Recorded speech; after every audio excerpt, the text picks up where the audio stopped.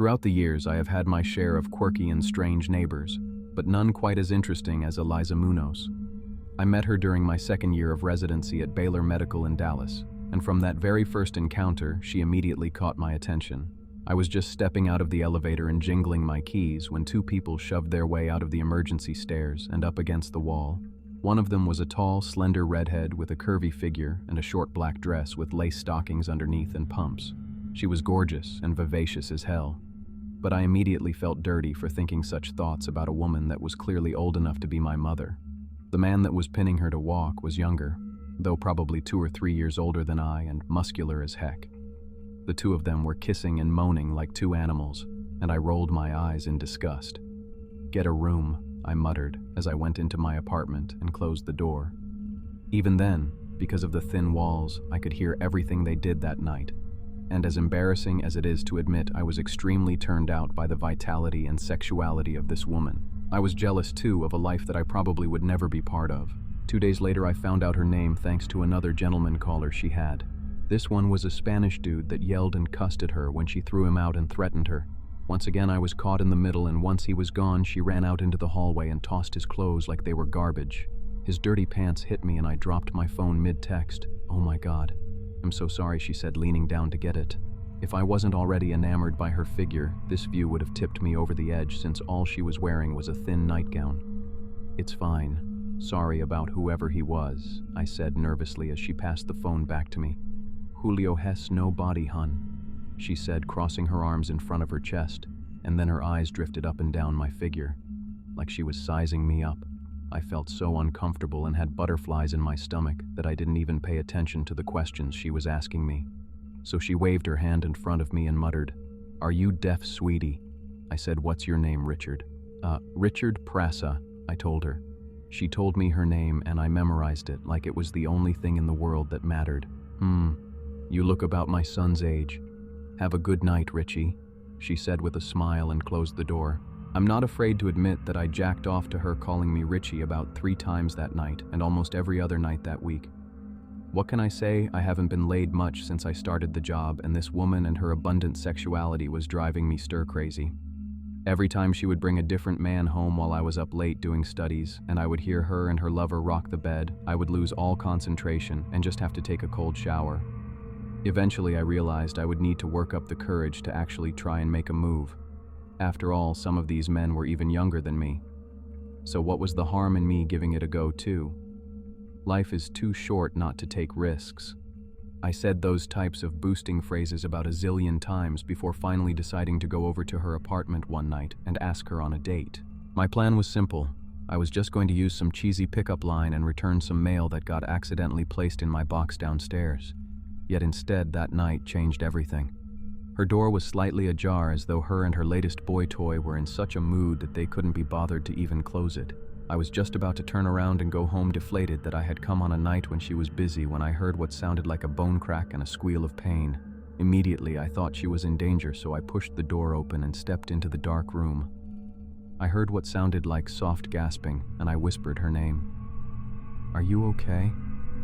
I asked softly as I made my way into the small den of the apartment. The noises were coming from her bedroom.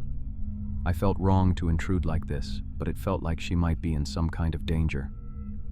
The sound of pain was getting worse with each second, and my curiosity got the better of me.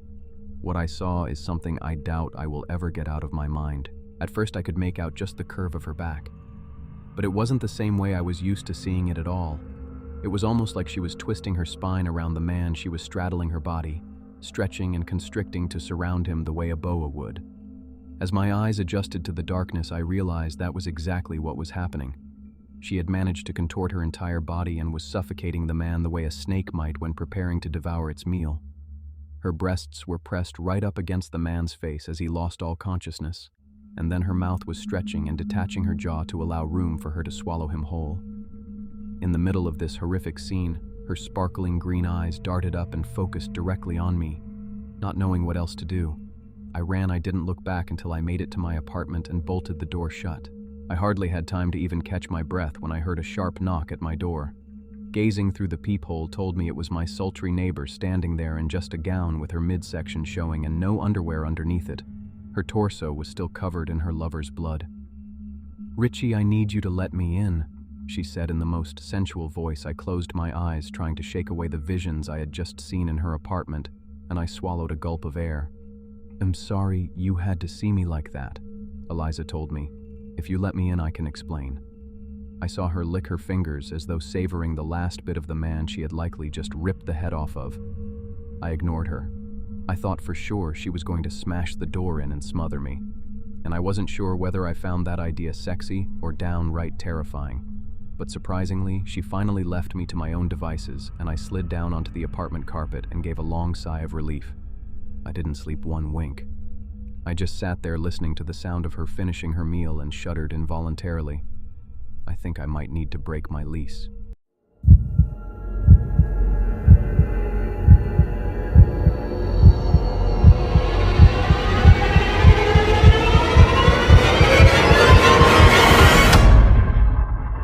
Mr. Johnson always greeted me with a smile in the morning. He'd flaunt those pearly whites shamelessly, just barely noticeable under that crazy mustache, the one where it sort of looks like a crow has died trying to consume your nose, and head wave energetically as I walked down to my mailbox. I'd raise my hand idly and do the old good morning neighbor routine, but I'd quickly retreat to avoid getting trapped in conversation. He was nice enough, but he was one of those extremely neat and extremely boring kind of people. If he caught you off guard, you'd be talking about the weather for hours. Mr. Johnson moved in next door a little over a month ago. The place had been empty for a year or so, ever since old man Gordon kicked the bucket. He didn't have many relatives, and it took them a while to figure out who'd be taking over the property. After 6 months, the deed was signed over to his nephew, who in turn tried to flip the place post-haste. But because of the nature of his uncle's death, he was found rotting in his basement a month after he died. There wasn't much interest. Until Mr. Johnson came around, he didn't seem to mind the history of the place at all. In fact, he'd brag about it constantly, as if the rot stain on the concrete floor was some sort of trophy. It didn't bother me at first. I like a good cadaver story just as much as the next guy. But when you factored in the mustache and that holier-than-thou smirk, it became increasingly tiresome. And then I started noticing that he always seemed to have blood on his clothes. I don't know when it started, but I know that after I first noticed it, I couldn't not see it anymore. It was just so obvious, yet so indistinguishable. Everyday clean clothes, fresh blood stain. On his sleeve, on the leg of his pants, on the collar of his shirt, on the tip of his boots. Just a little drop, a vague smudge of red, a little hint of the old crimson, and his smile was fading. Just a tad bleaker every morning, a little broodier, a little darker, until it was gone. I'd ask him about the blood sometimes. Just, out of curiosity. You can't help it when you keep seeing it daily. You need answers. It's human nature. So he'd say, "What's with the blood? It's just paint." He'd say, avoiding eye contact at all cost, "I've been redoing the basement." And so it went. Every other day, I'd ask again, and he would reply with some incompetent excuse that wouldn't hold up in court. I believed him for a bit. I'll admit it. He did seem like the type that would redo things just to have something to blab on about with his golf buddies. But after the second week of painting, my skepticism was skyrocketing, and with the accelerated decline of his smile, I knew something dubious was going on. So one day I decided enough was enough, and just confronted him right there on the street. So I said, "Want to show me your basement?" He stared at me for quite some time, his mustache dancing like a drunk caterpillar, his eyebrows raising and lowering like pinball flippers. I could see a drop of sweat forming on his forehead, slowly making its way down to the root of his nose. His eyes darted back and forth like they were following a phantom laser pointer. Sure, he eventually responded, but "I'm not done redoing it yet, it's a bit messy." I just shrugged. "I don't mind," I said. "I just want to see how it's coming along." He nodded nervously and awkwardly ushered me up his driveway. I paced up to his door and turned to face him. He seemed flustered, no doubt about it. He definitely had something to hide. "In we go." Then he said weirdly, as he opened the door, I followed him in and looked around briefly as we walked towards the stairs leading to the basement. Had really managed to fix the place up. Everything was sparkling new and shiny. "Very nice," I noted. "You've been hard at work, I see." He nodded and gave me a half-hearted smile. "Yes, but the basement is proving to be quite a handful." I followed him down the stairs into the basement. At first glance, everything seemed perfect. Shiny hardwood floors covered the old concrete. The walls were painted in a tasteful crimson color, and he'd even replaced the old window with a stylishly profiled one. I raised my eyebrow inquisitively. "This is spotless," I said. I thought you said it was messy." He hanged his head in what I assumed to be shame. "Yes, but there's this thing." He pointed to the corner of the room behind the sofa. He walked over to the sofa and motioned for me to take a look. I followed close behind and peered over his shoulder. "Ah yes," I said knowingly. "I see what you mean. It keeps coming back," he complained. "I don't know what to do. It must be rust or something."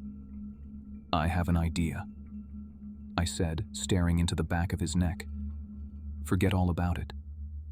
He turned to face me, his expression quite bewildered. I jabbed my knife into his jugular with some precision and enjoyed the brief shower of blood before he sank down to the ground, a lovely pool of crimson steadily growing around him. It didn't take long before his heart gave up and he just lay there motionless, his ridiculous mustache now slightly more tolerable, tinted red. "Is that still paint on your clothes?" I said mockingly. I hung his body head down from the ceiling with a rope I found in his garage. The last remaining pints of blood dripped into the bucket below, the soothing clanks and glops like chicken soup for the soul. I studied the stain hidden behind his sofa. It would appear I had a leak, the brown-red mush gathering in a stinking pond, looking all too familiar. I suspected one of the pipes of my acid tanks needed some fixing.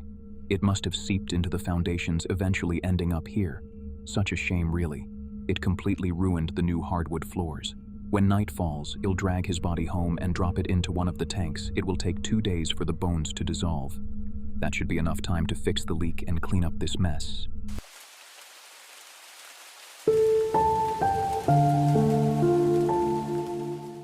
I don't keep up with trends too much, so it took me a minute to Google this and see what the big deal is. Apparently, it started on Twitter with the idea that you simply dial your number except change one digit. For example, if your phone number ends with a 4, you would dial a 5 or a 3. In all honesty, it sounded pretty dumb. I mean, sure, you can talk to strangers all day on the internet, and there's always a chance that you'll run into a creep or two here or there, but that would be fairly easy to block. A phone number means that it's someone local, so the chances that they might wind up stalking you are a little higher. Anyway, there was no way I was gonna do it, but I've got kids, so I told them if they did receive any texts from weird numbers, just to let me know. I also have an app that lets me monitor who they talk to online. Maybe that makes me a little overbearing, but you do what you gotta do. It was Todd, my oldest, that got the first text. "Are you safe?" it asked. That one was easy to delete and block, but my two middle twins, Elsa and Jamie, started getting texts back to back, and it alarmed me. "You shouldn't talk to strangers, I'm coming for you." That instantly made red flags go up in my mind. After that, it got worse. For some reason or another, I couldn't block the number, or they managed to use a private one to keep the messages coming. "If you don't listen to me, you're going to die. I'm here for you, don't try to run." This was the sort of thing that anyone would dread.